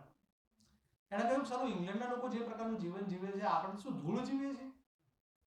ઇંગ્લેન્ડના લોકો જે પ્રકારનું જીવન જીવે છે એવું જીવન, ઉમદા જીવન જીવવું જોઈએ. કારણ કે આપણે ઇંગ્લેન્ડનો અભ્યાસ કર્યો, તેની એજ્યુકેશન સિસ્ટમ, તેના નાગરિક જીવન, અને આપણે તો ગુલામ છીએ. તો એણે આખી સમાજ સુધારવાનું કામ કર્યું. એને એ લોકોએ એમ કહ્યું, આ ત્રણેય જણાએ, કે જ્યાં સુધી સમાજ સશક્ત નહીં હોય ત્યાં સુધી રાષ્ટ્ર સશક્ત નહીં બને. તો જે પહેલો એપ્રોચ તમને દેખાય છે એ પાશ્ચાત્યવાદી છે. તો એની સામે એક બીજો એપ્રોચ આવે છે, ઈચ્છારામ સૂર્યરામ દેસાઈ, પછી પેલા નડિયાદના સાક્ષર, નહીં એ પહેલા મણિલાલ નભુભાઈ દ્વિવેદી એ બરાબર એમ કહે છે કે ના, આપણી પાસે એવા મૂલ્યો છે, આપણે પશ્ચિમના મૂલ્યો તરફ જવાની કોઈ જરૂર નથી. આપણી પાસે એવા મૂલ્યો છે કે આપણે પશ્ચિમને જવાબ આપી શકીએ છીએ. તો એ પાછા ગ્લોરી ઓફ ઇન્ડિયાની વાત કરે છે. ગોવર્ધનરામ માધવરાવ ત્રિપાઠી છે ને, એ સમન્વયવાદી છે. કરવું છે નથી કરવું, બેમાં ગૂંચવાય છે. એક તરફ સુધારાવાદી વલણ ધરાવે છે, તો પાછા જે કરવું હોય છે કરી શકતા નથી. તો એનો અર્થ એ છે કે એક ત્રીજો વાત પણ ચાલતો હતો, સમન્વયવાદ. હવે ગોવર્ધનરામ ત્રિપાઠીની જે સરસ્વતીચંદ્ર નવલકથા છે, મહાનવલ તમે એને કહો છો, એક બાજુ ઇતિહાસ ગ્રંથ પણ છે અને સુધારા ગ્રંથ પણ છે, સમાજ સુધારણાની વાત પણ છે. તો તમે જુઓ કે સાહિત્ય, ઇતિહાસ અને સમાજ એ ત્રણે એકબીજા સાથે બહુ ઘનિષ્ઠતાથી એકબીજા સાથે જોડાય છે. તો આ પ્રકારના જે સાહિત્ય છે, તમે 7મી સદી પછીનું જે સાહિત્ય જુઓ, એને અમે ફ્યુડલિસ્ટિક લિટરેચર કહીએ છીએ. ફ્યુડલિઝમ, એક વાદ આવે ફ્યુડલિઝમ. તમે નામ સાંભળ્યું? ફ્યુડલિઝમ એટલે શું? What is ફ્યુડલિઝમ? સામંતવાદ. સામંતવાદી એક સાહિત્ય પણ હતું. સામંતવાદી સાહિત્ય છે ને મોટે ભાગે વીર ગાથા સાથે સંકળાયેલું હતું. પૃથ્વીરાજ રાસો, અમીરદેવ રાસો, જે રાસો લિટરેચર છે એ આખું વીર ગાથા સાહિત્ય છે. પૃથ્વીરાજ રાસો એ પૃથ્વીરાજ ચૌહાણના જીવન ઉપર બતાવ્યું છે. હવે તમે જો કથા જુઓ પૃથ્વીરાજ ચૌહાણની, એમાં પાછું થીમ કયું છે? એક થીમ છે પૃથ્વીરાજ અને સંયુક્તા, અને એક થીમ છે પૃથ્વીરાજ અને સિરાજુદ્દૌલા. અરે સિરાજુદ્દૌલા નહીં, કોણ હતું? શિહાબુદ્દીન મોહમ્મદ ગોરી. એ બંનેનું વોર. ચંદ બરદાઈએ આ કથા લખેલી. 4 બાસ 24 ગજ ઉપર મત ચૂક ચઢવાની, એવું કંઈક લખે છે ને. પછી તા ઉપર બેઠા સુલતાન મત ચૂકે. હવે એ જે યુદ્ધ થયું એ તરાઈનું યુદ્ધ હતું. કયું યુદ્ધ હતું? એ તરાઈનું 1192નું તરાઈનું યુદ્ધ હતું, જેમાં પૃથ્વીરાજ ચૌહાણનું મૃત્યુ થયું. પણ પોતાના જે આશ્રયદાતા રાજવી છે એનું મૃત્યુ સામાન્ય રીતે બતાવી શકાય નહીં. એટલે એનું વીરનું હંમેશા મૃત્યુ વીરતા ભર્યું બતાવવું જોઈએ. રાવણનું મૃત્યુ આમ સામાન્ય થઈ જાય તો આપણને મજા જ ના આવે. રાવણનું મૃત્યુ ના જ થવું જોઈએ મોડે સુધી. બરાબરનું ધમાસાણ મચવું જોઈએ. રાવણ કંઈક કરે પછી રાવણને એટલે તો 10 માથા બતાવ્યા કે એક એક માથું કાપે, પાછું ચોંટી જાય, પાછું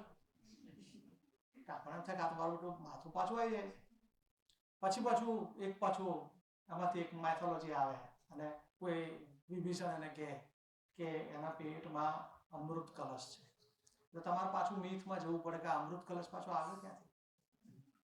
તો રાવણે માગ્યું વરદાન શિવ પાસે કે કોઈ મારી ન શકે, કોઈ મારી ન શકે તો પછી આ તો ભગવાનને માર દે. પછી તો એક મૂકવું પડે. એટલે પછી એને તો એટલે આશ્રયદાતા જે છે એનું મૃત્યુ સામાન્ય રીતે બતાવી શકાતું નથી. એટલે ચંદબરદાઈએ પૃથ્વીરાજ ચૌહાણનું મૃત્યુ એકદમ જાયજેન્ટિક બતાવ્યું છે. કેવું જાયજેન્ટિક બતાવ્યું છે? તો કે શિહાબુદ્દીન મોહમ્મદ ગોરીએ પૃથ્વીરાજ ચૌહાણ અને ચંદબરદાએ બંને પૃથ્વીરાજ ચૌહાણને કેદ કર્યા છે, એની આંખો ખોલી નાખી છે. અને પછી ચંદબરદાએ ત્યાં જાય છે અને રાજાના વખાણ કરે છે અને શિહાબુદ્દીન મોહમ્મદ ગોરીને કહે છે કે તને ખબર નહીં હોય, પૃથ્વીરાજ ચૌહાણ પાસે એક એવી કલા છે કે એ શબ્દવિધિ બાણ મારી શકે. એટલે પેલા નવાઈ લાગે કે આ શબ્દવિધિ બાણ ક્યાંથી કેવી રીતે મારતા હશે? તો કે હું તમને પ્રેક્ટિસ બતાવું. અને પૃથ્વીરાજ ચૌહાણને એ રીતે જેલમાં મળે છે. પછી એમ કહે છે કે આ તક છે, હું જે બાજુ ઈશારો કરું એ તરફ બાણ મારજો, ત્યાં શિહાબુદ્દીન મોહમ્મદ ગોરી બેઠો છે. અને પછી એ આપેલી કવિત રચેલું ગાય છે, પૃથ્વીરાજ ચૌહાણ શબ્દવેદી બાણ મારે છે અને શિહાબુદ્દીન મોહમ્મદ ગોરી મૃત્યુ પામે છે. હકીકતમાં આવું કશું થતું નથી, પણ પોતાના આશ્રયદાતાને સામાન્ય રીતે મોત આપી શકાય નહીં, એટલે એનું મોત જબરદસ્ત હોવું જોઈએ. એટલે જ્યારે મુનશીએ એક જગ્યાએ મૃત્યુ બતાવ્યું ને, ત્યારે ગાંધીજીએ એમને પત્ર લખ્યો, માલપતિ મુંજનું મૃત્યુ બતાવ્યું મુનશીએ. પછી એમ કે એ તો માલપતિ મુંજ પછી તો છે ને રોટલા જેવો થઈ ગયો. એટલે ગાંધીએ કીધું કરે ભલામણા કોઈ માણસ રોટલા જેવો થઈ જતો હશે કે? તો મુનશી કે નહીં, પણ અમારા સુરત બાજુ છે ને આ પ્રકારની ભાષા વપરાય છે, તો જો એનો પરિવેશ તો આવે છે. પણ ગાંધી એમ કહે છે કે ના ના, મહાન માણસનું મૃત્યુ છે ને મહાન જ હોવું જોઈએ. એ સાદી રીતે થાય એમાં મજા જ ના આવે. એટલે યુદ્ધ ધમાસાણ થવું જોઈએ. તો કૌરવ અને પાંડવો વચ્ચે જે યુદ્ધ થાય છે એવું યુદ્ધ થવું જોઈએ કે કર્ણ, હવે તમે જુઓ કે મહાભારતમાં જે કર્ણ છે, વેદ વ્યાસનો જે કર્ણ છે, અને અત્યારે જે કર્ણ ઉપર જે લખાયેલું સાહિત્ય છે એ પણ જુદું છે. કર્ણ મહાભારતમાં એવો છે જ નહીં. કર્ણ તો બિલકુલ વિચિત્ર છે મહાભારતમાં. કર્ણ છેક સુધી દુર્યોધનને ચડાવે રાખે છે. તમને ત્યાં સુધી હું કહું કે કૃષ્ણ જ્યારે 5 ગામનો પ્રસ્તાવ લઈને જાય છે ને, ત્યારે દુર્યોધન 5 ગામ આપવા તૈયાર થઈ જાય છે, કર્ણ ના પાડે છે. કારણ કે કર્ણને પોતાની આઈડેન્ટિટી જોઈતી હતી, આઈડેન્ટિટી ક્રાઇસિસ હતી. આ કર્ણની આઈડેન્ટિટી ક્રાઇસિસ છે, કારણ કે હંમેશા આઈડેન્ટિટીને ઝંખે છે. તમે જુઓ પહેલેથી આઈડેન્ટિટીને ઝંખે છે કે પોતે આટલો બધો બળવાન હોવા છતાં કોઈ આઈડેન્ટિટી તો મળતી નથી.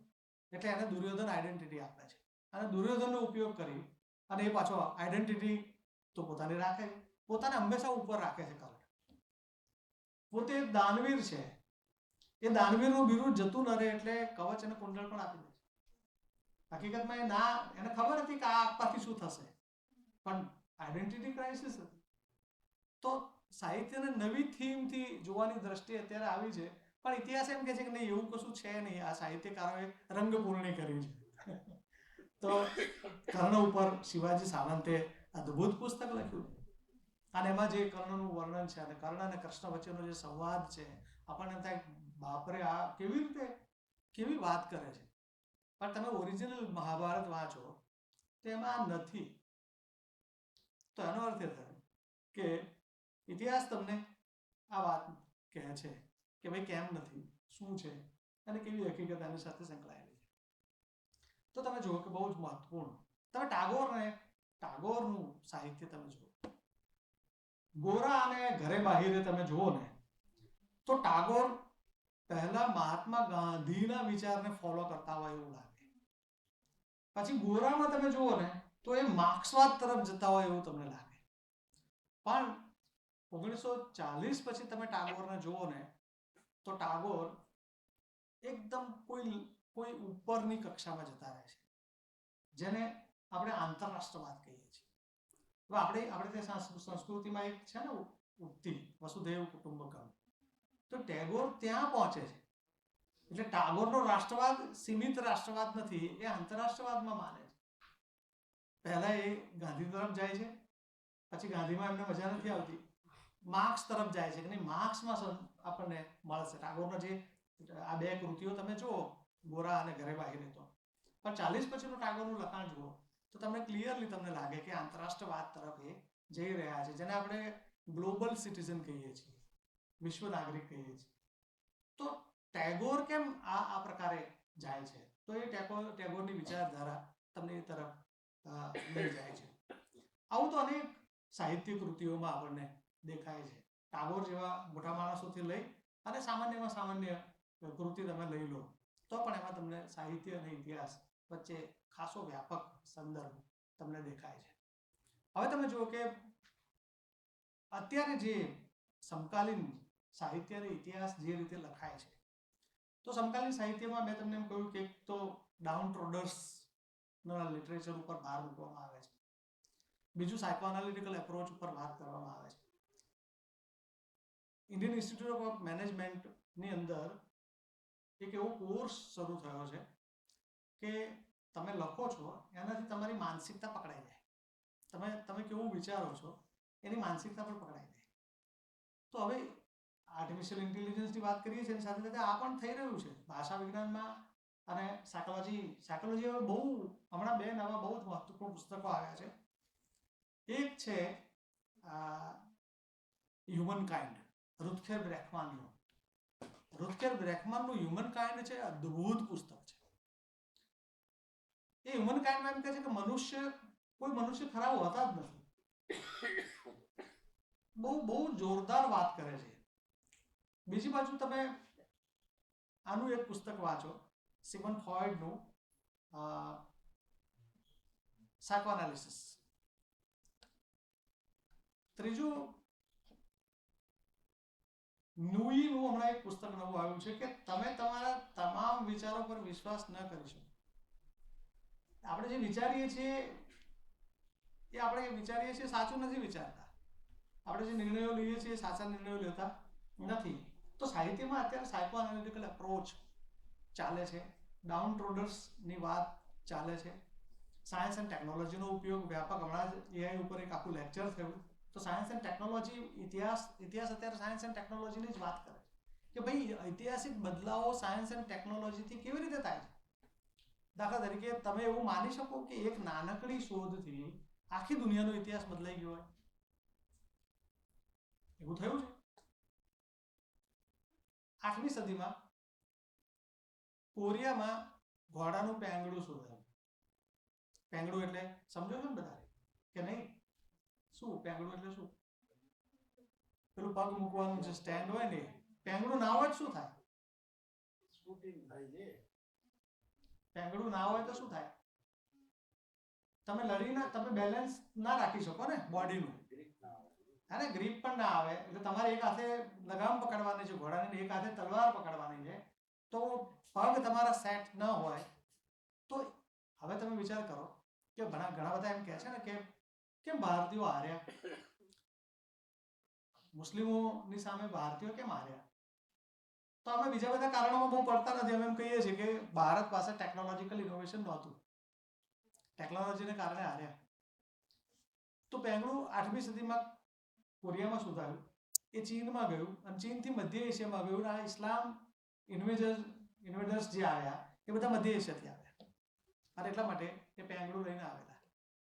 ભારતીય રાજપૂતો બહુ જ વીર હતા, વોરિયર પણ હતા, પણ પેલા પેંગડા વગર છે ને એ બેલેન્સ જ નહોતું રહેતું ક્યાંય. એટલે પોતાની જાતને સંભાળવી કે સામે વોર કરવું, એ વોર એમાં આપણે થાપ ખાઈ ગયા. એટલે સાયકોલોજીકલ આસ્પેક્ટથી સાહિત્યને અને ઇતિહાસને જોવાની સાથે સાથે ટેકનોલોજીકલ આસ્પેક્ટથી પણ સાહિત્ય અને ઇતિહાસને બંનેને હવે જોવામાં આવે છે. તમે ઇતિહાસ બદલાય છે, સાહિત્ય પણ બદલાય છે. પ્રથમ વિશ્વયુદ્ધ થયું, એક આખું અસ્તિત્વવાદી સાહિત્ય. પ્રથમ વિશ્વયુદ્ધ તો ઐતિહાસિક ઘટના હતી. કેટલો ભયંકર અસ્તિત્વવાદ આવ્યો. એક જણાએ તો કહ્યું કે ઈશ્વર મરી ગયો છે. કોણે કહ્યું? નીત્શેએ કહ્યું ને કે ઈશ્વર મરી ગયો. તો ઈશ્વર મરી ગયો છે એટલે શું? એનો અર્થ શું? ઈશ્વર મૃત્યુ પામ્યો. તો અસ્તિત્વવાદી આપણે ત્યાં કાંતમાં એ પહેલા થોડા વર્ષો પહેલા આવી ગયેલું. કાંતમાં પણ છે અને અરવિંદમાં પણ અસ્તિત્વવાદ તમને દેખાય છે. તો હિસ્ટોરિકલ ઇવેન્ટ છે એ સાહિત્યકારો ઉપર કેટલી મોટી અસર પાડે છે. બીજા વિશ્વયુદ્ધ પછી પણ આ જ થયું. એમ થયું ચાલો આ તો ખતમ થઈ ગયું. 2 વિશ્વયુદ્ધ વચ્ચે પણ આ થયું, કારણ કે પ્રથમ વિશ્વયુદ્ધની વ્યાપક અસર હતી. ભારતમાં ભાગલા પછી જે સાહિત્ય રચાયું એ એક ઐતિહાસિક ઘટના હતી, પણ સાહિત્ય જુઓ અને એમાં તમે મંટો વાંચો. અને મંટોએ એક કથા લખી છે એ તમને બધાને હું ખાસ કહું છું કે તમે એ પિક્ચર જોજો. અત્યારે યુટ્યુબ ઉપર મળે છે. ટોબા ટેક્સિંગ અદ્ભુત છે. હવે આપણે ખુશન સિંઘને જોઈએ, ટ્રેન ટુ પાકિસ્તાન નામનું એક પુસ્તક એમણે લખ્યું. તો એમાં પાકિસ્તાનમાંથી જે ટ્રેન આવે છે એમાં મોટે ભાગે હિન્દુઓની કતલેઆમ થઈને આવે છે. તો ત્યાંના જે સાહિત્ય તમે જુઓ ને પાકિસ્તાનનું, તો ત્યાં એવું છે કે હિન્દુસ્તાનથી ટ્રેન પાકિસ્તાનમાં આવે છે અને મુસ્લિમોની લાશો એમાં આવે છે. તો આપણે એના નજરિયાથી પણ જોવું પડશે. માત્ર આપણે એકલા આપણા નજરિયાથી જોઈશું એવું તો નહીં ચાલે. બાંગ્લા સાહિત્ય તમે જુઓ તો 1955 બાંગ્લા સાહિત્યએ બાંગ્લા ભાષા ઉપર એટલું બધું મૂક્યું કે એમણે એક આંદોલન કર્યું. 1955-56 ની વાત કરું. 1955-56 એમણે એક આંદોલન કર્યું કે બાંગ્લા ભાષાને પાકિસ્તાન બંધારણની બીજી ભાષા બનાવે ઉર્દુ ભાષાની સાથે, કારણ કે અમારે બાંગ્લા ભાષા જોઈએ. પાકિસ્તાને ધરાર એ સ્વીકાર્યું નહીં. 1971 બાંગ્લાદેશની રચના થઈ. તો ભાષા એક નવા રાષ્ટ્રને જન્મ પણ આપી શકે, સાહિત્ય એક નવા રાષ્ટ્રને જન્મ પણ આપી શકે, સાહિત્ય ક્રાંતિને પણ જન્મ આપી શકે છે અને ક્રાંતિ સાહિત્યને પણ જન્મ આપી શકે. તો બંને તમે બાંગ્લાનું સાહિત્ય જુઓ તો અદ્ભુત સાહિત્ય છે. એની જે અસરો આપણને જોવા મળે છે સમાજમાં, એના ઉપર એક બહુ સરસ મૂવી હતું મિલ્ખા સિંહ. એટલે તમે જો સાહિત્ય ફિલ્મમાં જે રીતે ઝીલાય છે, અને એ મિલ્ખાને છેલ્લે બધું શું યાદ આવે છે. મિલ્ખા ઓલિમ્પિક અને પેલા ગોલ્ડ મેડલથી થોડાક માટે રહી જાય છે, તો મિલ્ખાને શું યાદ આવે છે. મિલ્ખા પાકિસ્તાનમાં જ એશિયાડ પાકિસ્તાનમાં યોજાયેલું હતું અને મિલ્ખાને એ યાદ આવ્યું કે આજ પાકિસ્તાનમાંથી અમે એક વખત ચિત્રે હાલ ભાગી ગયેલા અને મિલ્ખાને એ ઘટના યાદ આવી. મિલ્ખા ના દોડી શક્યા, ગોલ્ડ મેડલ ગયો હાથમાં. પછી મિલ્ખાને થોડો સમય મળ્યો ને તો મિલ્ખા પોતાના પૈતૃક ગામ ગયા. એ પૈતૃક ગામ ગયા. મિલ્ખાની આત્મકથા આવી છે.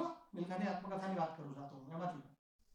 તો મિલ્ખા પોતાના પૈતૃક ગામ ગયા. ત્યાં એક બાળક આવો ને આવો હતો જે હજી પાકિસ્તાનમાં રહેતો હતો. એટલે મિલ્ખાએ એને કહ્યું કે તું કેમ ભાગ્યો નહીં, અમે બધા તો ભાગી ગયા.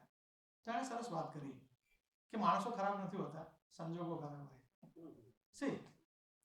આ મિલ્ખાની આખી કથાનો એક જોરદાર સંવાદ છે.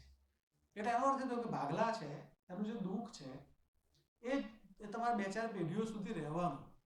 એટલે એ જખમો બહુ ઝડપથી જશે નહીં, એ ક્રમશઃ જશે. તો ભાગલાના સાહિત્યમાં પણ આપણને સાહિત્ય અને ઇતિહાસ વચ્ચેનો એક વ્યાપક દ્રષ્ટિકોણ આપણને દેખાય. તમે જો ગુજરાતના ઇતિહાસમાં બહુ મહત્વપૂર્ણ કૃતિઓ જે કંઈ છે એમાં સાહિત્ય પડેલું છે. ગુજરાતનો ઇતિહાસ જાણવાનું સૌથી મહત્વપૂર્ણ જે સાધન છે એમાં એક ચાવડા વંશ અને સોલંકી કાળ ઉપર બેરુતુંગે પ્રબંધ ચિંતામણી ગ્રંથ લખ્યો. એ પ્રબંધ ચિંતામણી ગ્રંથ એની સાથે સાથે હેમચંદ્રાચાર્યએ જે દ્વયાશ્રય નામનું એક કાવ્ય લખ્યું છે, દીર્ઘ મહાકાવ્ય જેવું છે, તો એ પણ અદ્ભુત છે એ સમયનો ગુજરાતનો ઇતિહાસ જાણવા માટેનો. તો તમને ત્યાં પણ મળે છે. તમે બાબરની આત્મકથા વાંચો. બાબરે આત્મકથા લખી છે, અદ્ભુત છે. તુઝુ કે બાબરી અને મહાત્મા ગાંધીનું સત્યના પ્રયોગો, આ બે દુનિયાની સર્વશ્રેષ્ઠ આત્મકથાઓ છે. એટલે બાબરની આત્મકથા સાહિત્યિક દ્રષ્ટિએ એ લેવલે પહોંચેલી છે કે એ માણસે જે સત્ય છે એનું અન્વેષણ કર્યું છે અને સત્ય જ લખ્યું છે અને એણે જે વાત કરી છે. તો એ સમયનું હિન્દુસ્તાન આપણને ત્યાં દેખાય છે. અને બાબર પોતે કેવી રીતે જીત્યો એની એણે જ્યારે વાત કરી તો આપણને લાગે છે કે હિન્દુસ્તાન કઈ રીતે બદલાઈ રહ્યું છે, કઈ રીતે હિન્દુસ્તાન ઉપર મુગલ સત્તા, કારણ કે બાબર તોપ લઈને આવેલો. ભારતમાં પહેલી વખત તોપનો પ્રયોગ બાબરે કરેલો. તો હિન્દુસ્તાન વન્સ અગેન ટેકનોલોજીકલ ઇનોવેશનમાં પાછું પડ્યું. 1739માં નાદિર શાહ ઈરાનથી આક્રમણ લઈને ભારત ઉપર આવ્યો તો એના કરતાં પણ વધારે પરિષ્કૃત તોપ લઈને આવ્યો. 1761માં અહેમદ શાહ અબ્દાલી જ્યારે પાણીપતમાં આવ્યો તો એના કરતાં પણ વધારે પરિષ્કૃત તોપ લઈને આવ્યો. તો ટેકનોલોજીકલ આસ્પેક્ટથી જે ઇતિહાસ અત્યારે લખાઈ રહ્યો છે એમ સાહિત્ય પણ ટેકનોલોજીકલ આસ્પેક્ટથી, હું આર્ટિફિશિયલ ઇન્ટેલિજન્સની વાત કરતો હતો કે એના આસ્પેક્ટથી જે રીતે સાહિત્ય રચાય છે, ઇતિહાસ પણ ટેકનોલોજીકલ આસ્પેક્ટથી રચાય છે. અને સાહિત્ય અને ઇતિહાસ વચ્ચે આ રીતે બહુ વ્યાપક સંબંધો રહેલા છે. તમે તારીખી સોરઠ જુઓ તો સોરઠનો ઇતિહાસ તમને મળે. કર્નલ જે.ડબલ્યુ. વોટસનનું તમે કાઠિયાવાડી ગેઝેટિયર જુઓ તો તમને કાઠિયાવાડનો ઇતિહાસ જોવા મળે. કર્નલ વોકર સેટલમેન્ટ જુઓ તો તમને કાઠિયાવાડ અને એના રિલેશનની વાત તમને મળે. તમે જેમ્સ મેકમર્ડોને વાંચો તો તમને કચ્છનો ઇતિહાસ મળે. જેમ્સ મેકમર્ડો છે ને એ કચ્છનો પોલિટિકલ એજન્ટ હતો અને રામાયણ અને મહાભારતથી એટલો બધો પ્રોત્સાહિત, રામાયણ અને મહાભારત વાંચ્યા પછી એને એટલી બધી મજા પડી ગયેલી કે એણે એ છે ને અંજારમાં પોતાનો એનો બંગલો હતો. ત્યાં બેન જેમ્સ મેકમર્ડોએ મહાભારતના ભીત ચિત્રો બનાવ્યા છે. પણ આજે સરકારને કઈ દરકાર નથી, એ ભૂત બંગલા જેવું પડ્યું છે. તો એનો અર્થ એ છે કે ઇતિહાસ પ્રત્યે પ્રજાની જે આપણે શું કહીએ એને ઉદાસીનતા, એ જ્યારે આપણે જોઈએ છીએ ત્યારે આપણને ખબર પડે કે આવી રીતે ઇતિહાસમાંથી બોધપાઠ નથી લેતા તો ઠીક છે, પણ આપણે આપણું જે વિઝનરી વોલ્યુમ્સ છે એ પણ આપણે ગુમાવી રહ્યા છીએ. તો એ રીતે સાહિત્ય અને ઇતિહાસ સાહિત્યને ઘડે છે, સાહિત્ય ઇતિહાસને ઘડવામાં પણ મદદરૂપ થાય છે. મને લાગે છે આટલું વાત કરવી જરૂરી હતી. Thank you very much.